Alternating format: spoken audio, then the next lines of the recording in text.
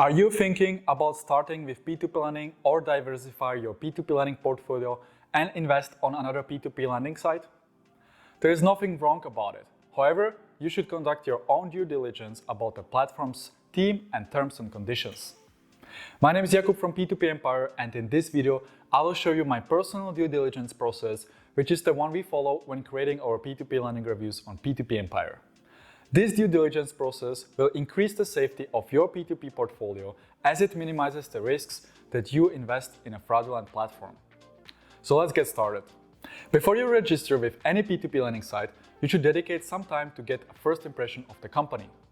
A great way to start is to have a look at the About Us page. Here, you should find the information about the team, the CEO and the founders or owners of the P2P lending site. This is also a good place to read more about the platform services to get an idea about what the platform is offering. Next, have a look at the platform's contact page. If you invest money, you should be able to know the address of the platform who is investing on your behalf. Ideally, there is also an email address and a phone line that you can reach with your questions.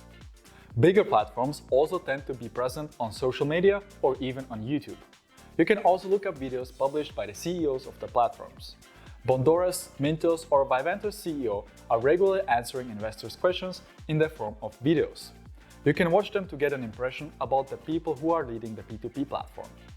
After you have learned about the team and you know where the platform is based, you should have a look at the platform's offer. Every P2P lending site is different. Some sites are marketplaces and some are platforms which lend money to borrowers directly. It is very important to understand the differences, as this influences the risk of your portfolio.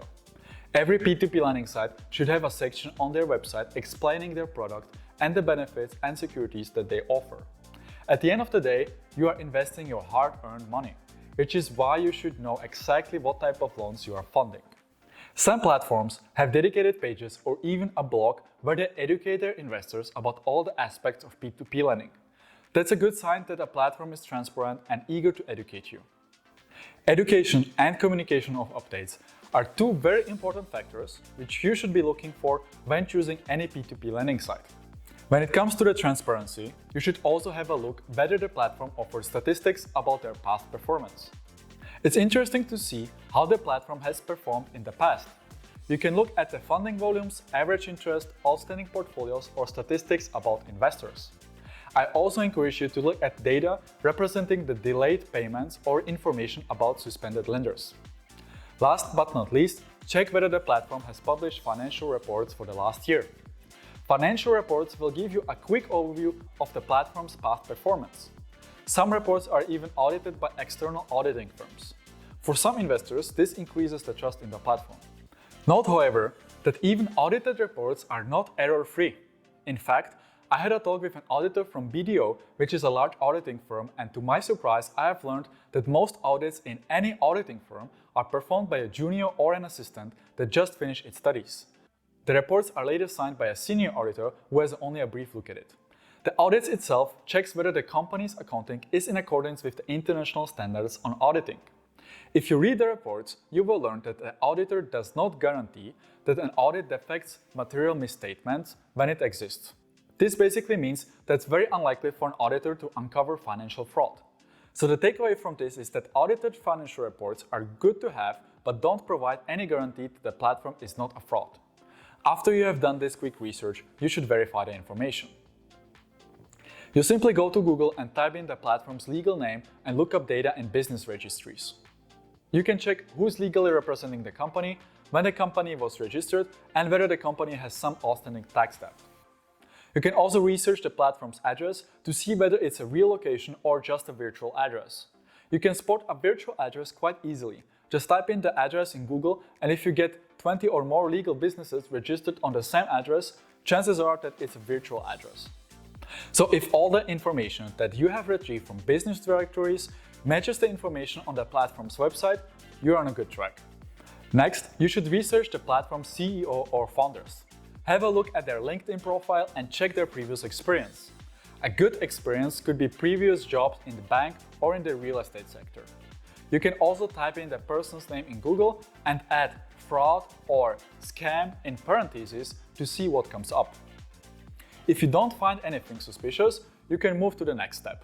which is to read the terms and conditions. Now, I know that this is really painful for some of the investors. Not everyone wants to spend their time reading the fine print. I get it, it's not very amusing. After reading more than 30 terms and conditions from P2P lending sites, I have optimized the workflow so I don't spend that much time on it. There are a few things to look out for. First, the terms and conditions should have a clause dedicated to the fact of how the platform stores your money. If the P2P lending site does not explain this, you should definitely reach out to the support and request that information. While most platforms claim they store your funds in separated accounts, it's not always the case, as many fast investors have experienced on their own. If you don't pay attention to this, you might wait forever to get your money back, and in the worst case, you won't get it at all. Another clause worth looking into is the liability clause, which explains exactly what kind of information the platform is liable for. You should note that no P2P lending site offers a bank deposit scheme, so your uninvested funds are not backed by any regulations apart from what it says in the terms and conditions. Also, by investing in loans, you should consider all the risks which I have already covered in a previous video. What I always like to look at is whether the platform can change its terms and conditions without prior notice. Some platforms reserve this right and it puts you in a disadvantageous position. Personally, I like to get notified about changes prior it happens, as this influences my investment strategy. I find it very important to monitor changes to terms and conditions, as this year we have seen many changes which were made not in favor of you, the investor, but in favor of the platforms. Two examples would be the loan extensions on Mintos or partial repayments within the Bondora's terms and conditions when it comes to Bondora Go and Grow. Last but not least, I also like to copy a few lines from the terms and paste it in Google to see if they were copied word by word from another platform. And trust me, this would not be the most bizarre thing. Contradicting clauses or grammatical errors within legal contracts between the platforms and the investors are nothing uncommon. Sometimes, even the legal team of the platform does not understand the clauses, which is a real tragedy in my opinion. You don't need to be a lawyer to create your opinion about whether the terms and conditions are fair or not. I think it's important to read the terms, as they sometimes really open your eyes and you start understanding that the risk of investing on a particular platform is higher than you initially thought. So this was a quick guide about how to conduct your own due diligence about a P2P lending site. You basically check the information that the platform provides, verify it on external sources such as business registries or independent local newspapers, and conclude for yourself whether the platform is transparent enough for your liking. Sometimes the information is not available in English, but you can simply use the Google Translate extension in Google Chrome and translate the text to make sense of it. You really don't need to be a risk manager or a lawyer to figure out whether a platform is legit or not. Recently, I've also published a video about the most common red flags within P2P lending. If you do the due diligence and look out for red flags, you can then evaluate for yourself whether the potential return is worth it. In many cases, after you have done your research, you'll end up with some questions. At least that's the case with me. I had reached out to all the P2P lending sites that I have reviewed and requested additional information. My questions are usually about the owners, terms and conditions, or the protection schemes. This also gives me a good opportunity to test their customer support and response time. If you end up having questions, don't hesitate to do the same. I would like you to realize, however, that even if you don't find anything suspicious, it doesn't mean that the platform is a good fit for you. Maybe the product isn't what the platform promises. You always have to look at the ratio between risk, return, and liquidity, and conclude for yourself whether the investment product is for you. Good news is that we have done a lot of work for you already, so you can verify your research with ours to see whether there is a match. Head over to our P2P lending reviews on P2P Empire, where we keep a close eye on the most popular European P2P lending sites. Every one of our reviews includes a due diligence and a red flag section with all of our findings. We also regularly update our reviews to better reflect the current situation.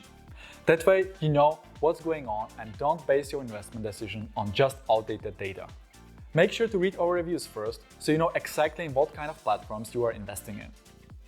So that's it from me today. Let me know what other criteria you are looking at when conducting your own due diligence about a P2P lending site in the comment section below. If you like this video, hit the like button and subscribe to this channel to see more videos like this in the future.